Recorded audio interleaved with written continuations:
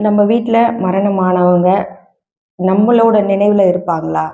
அந்த ஆத்மா நம்ம நினைவுல இருக்குமா? இல்ல நாம அவங்க நினைவுல இருக்கோமா? அப்படின்னா 90% அந்த ஆத்மா தான் உங்கள நெனச்சு கொண்டே இருக்கும். உங்கள சுத்தி சுத்தி வரும். எங்க எங்க அப்பா இருக்காரு? எங்க எங்க அம்மா இருக்காங்க? மனைவி இருக்காங்க, பிள்ளைங்க இருக்காங்கன்னு உங்கள சுத்தியே அந்த வீட்டுக்குள்ள சுத்தி சுத்தி ஒரு 48 நாள் கன்ஃபார்மா 36 நாள் இருக்கும். 48 நாள் அந்த ஆத்மா உங்களுக்குள்ளேயே சுத்திட்டு இருக்கும். உங்க வீட்ல சுத்திட்டு இருக்கும். அது ஓட்டுன வண்டிய பார்க்கும். உங்கள பார்க்கும். ஆனா உங்களால அத உணர முடியாது. உண்மையாவே நீங்க உணரணும் அப்படின்னு சொன்னா, உங்களுக்கு உங்க உடலுக்குள்ள எக்டோபிளாசம்னு ஒண்ணு இருக்கு. எக்டோபிளாசம் அப்படின்னு ஒரு ஒரு ஹார்மோன் இருக்கு. அந்த இடம் அந்த விஷயம் உங்களுக்கு அதிகப்படியா இருந்தால், நீங்களும் அதை உணரலாம்.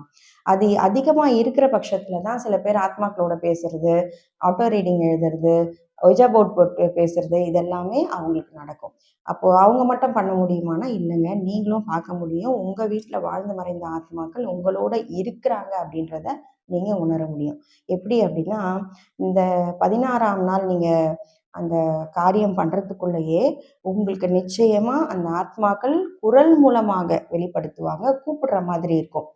குரல் வரும். அதேபோல அந்த அசைவுகள் தெரியும். வீட்டுக்குள்ளேயே ஏதோ பாஸ் ஆயி போற மாரியே இருக்கும். வீட்டுக்குள்ளேயே ஒரு உருவம் பாஸ் ஆகுற மாரி இருக்கும். இந்த ஃபீலிங் எல்லாருக்குமே இருக்கும். நெறைய பேர் இதில ஷேர் பண்ணுங்க.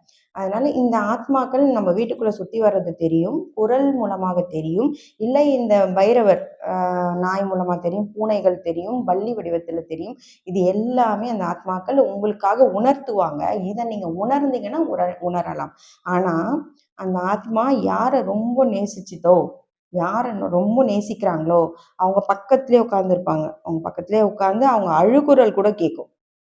அவங்களுடைய அழற குரல் கூட கேட்கும். அப்ப நீங்க உணர்ந்தீங்கன்னா, அத பயம் இல்லாம உணர்ந்தீங்கன்னா தான் அந்த ஆத்மாக்கள் வெளிப்படுத்துவாங்க. ஏன்னா, ஆத்மா அப்படின்னும்போது பேய், பிசாசு அப்படிலாம் நெனச்சுட்டு நீங்க பயந்தீங்கன்னா, அவங்க பக்கத்துல கூட வரமாட்டாங்க. நீங்க எங்க வீட்ல வாழ்ந்தவங்க, நீங்க எங்க இருக்கீங்களோ எனக்கு அதன் மூலமா தெரிவிங்க, தெரியப்படுத்துங்கன்னு சொன்னா தான் அவங்க தெரியப்படுத்துவாங்க.